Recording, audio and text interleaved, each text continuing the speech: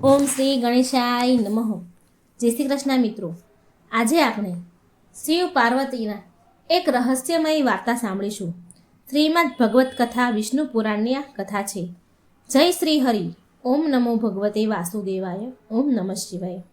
મિત્રો, માતા પાર્વતી અને ભગવાન શિવનું રહસ્યમય વનમાં પ્રવેશ કરવાની સાથે જ એક રાજા સ્ત્રી બની ગયા. બધા જ પુરુષ જે સિપાહીઓ હતા તે પણ સ્ત્રી બની ગયા. ત્યાં સુધી કે રાજાનો જે ઘોડો હતો ને એ પણ ઘોડીમાં બદલાઈ ગયો. અંતે તે માયાવી વનનું શું રહસ્ય હતું? એ વનમાં પ્રવેશ કરતા જ કોઈ પણ જીવ પુરુષ લિંગમાંથી સ્ત્રીલિંગમાં પરિવર્તન થઈ જાય છે. પ્રિય ભક્તો, આપણે સાંભળીશું શ્રીમદ ભાગવત પુરાણમાં 9મા સ્કંધમાં વર્ણિત શ્રી સુખદેવજી દ્વારા રાજા પરીક્ષિતને સંભળાવાયેલી મહાન પુણ્ય દેનારી મંગલકારી અતિ દુર્લભ કથા. શ્રી સુખદેવજીએ કહ્યું કે હે પરીક્ષિત રાજા, તમને હવે સંભળાવું છું માતા પાર્વતી અને ભગવાન શિવની કથા, જે મોટા મોટા રાજા, મુનિઓ અને દેવતાઓ પણ માટે દુર્લભ છે.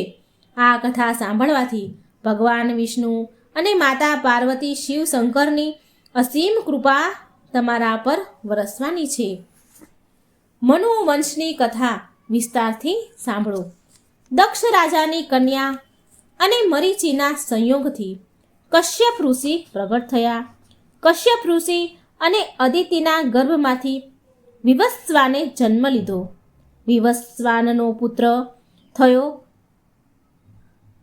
શ્રાદ્ધદેવ મનુ. તેમની પત્ની હતા શ્રદ્ધા, જેને 10 પુત્રો હતા.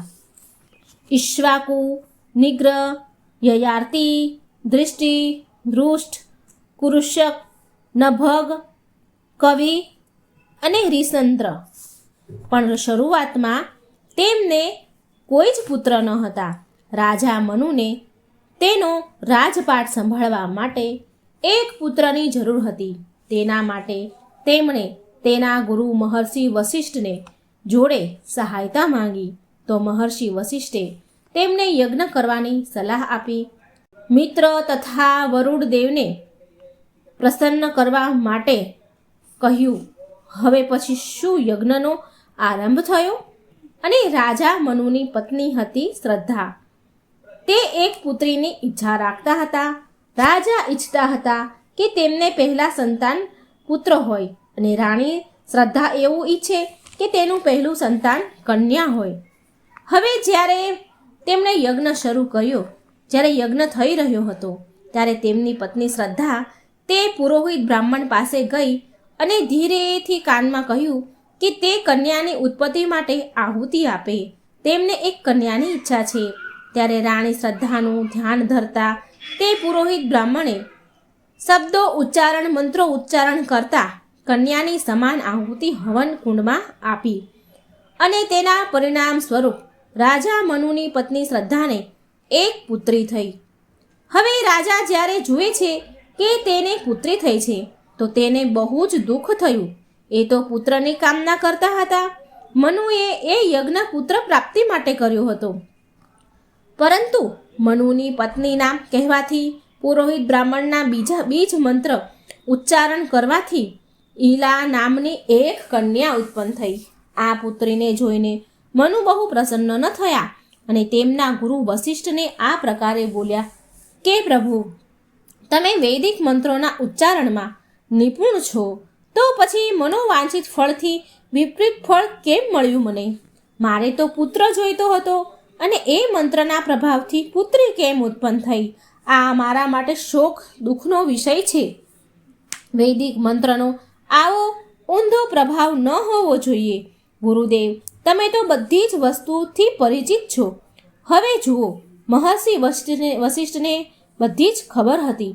તેમણે કહ્યું, હે રાજન, આ બધું તમારી પત્ની શ્રદ્ધાના કારણે થયું છે. પુરોહિત બ્રાહ્મણે કન્યા માટે યજ્ઞમાં આહુતિ આપી હતી અને એનાથી તમને એક કન્યા પ્રાપ્ત થઈ છે.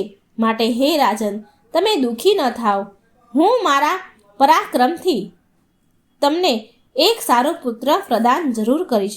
શ્રી સુખદેવજી મહારાજે કહ્યું, હે રાજા પરીક્ષિત, શક્તિશાળી ઋષિ વશિષ્ઠે નિર્ણય લીધા પછી પરમ પુરુષ ભગવાન વિષ્ણુ પાસેથી ઈલાને પુરુષમાં પરિવર્તન કરવા માટે પ્રાર્થના કરી.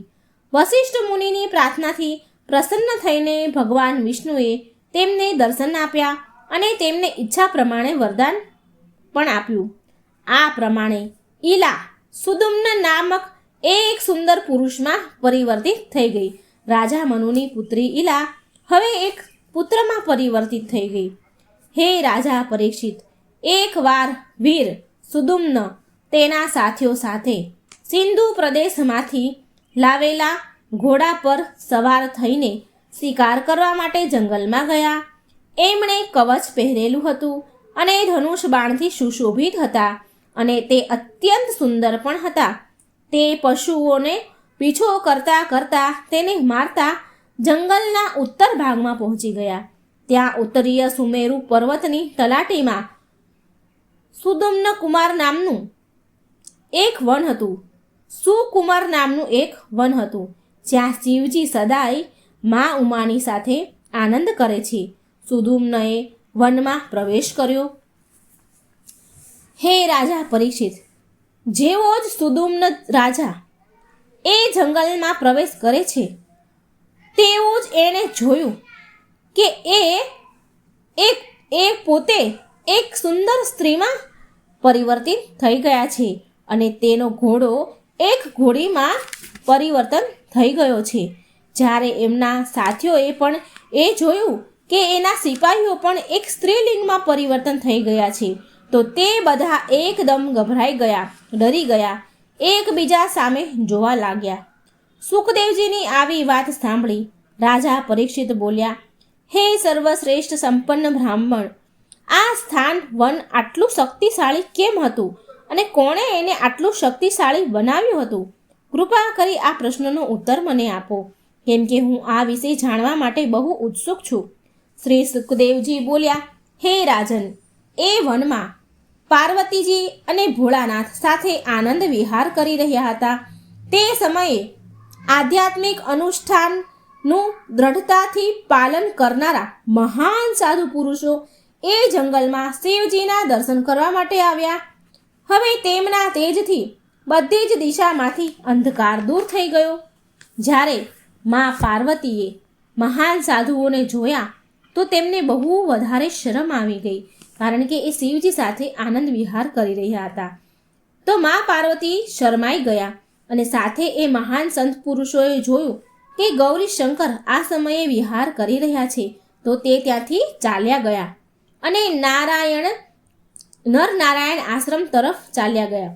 ત્યાર પછી ભગવાન શિવે જોયું કે માતા પાર્વતી અતિ વધારે શરમાઈ ગયા છે, બહુ શર્મિંદા છે, તેમને બહુ લજ્જા આવી છે અને ક્રોધમાં લાલ પીળા થઈ રહ્યા છે. માટે મા પાર્વતીને પ્રસન્ન કરવા માટે મહાદેવ બોલ્યા કે કોઈ પણ પુરુષ આ સ્થાનમાં પ્રવેશ કરતા જ સ્ત્રી બની જશે. બસ એ જ સમયથી એ જગ્યામાં કોઈ પ્રવેશ્યું જ ન હતું. પણ રાજા સુદુમ્ન સ્ત્રીમાં બદલાઈ ગયા અને તેના સાથીઓ સહિત એક જંગલમાંથી બીજા જંગલમાં ફરવા લાગ્યા. સુદુમ્ન એક સુંદર સ્ત્રીમાં પરિવર્તન થઈ ગયા અને અન્ય સ્ત્રીઓથી ઘેરાયેલા હતા. હવે ચંદ્રમાના પુત્ર બુધને આટલી સરસ સુંદર સ્ત્રીને જોઈને આશ્રમ તરફ વિચરણ કરતા આવતા જોઈ તેની સાથે તેની ભોગ વિલાસ કરવાની ઈચ્છા થઈ, એની સાથે લગ્ન કરવાની ઈચ્છા થઈ.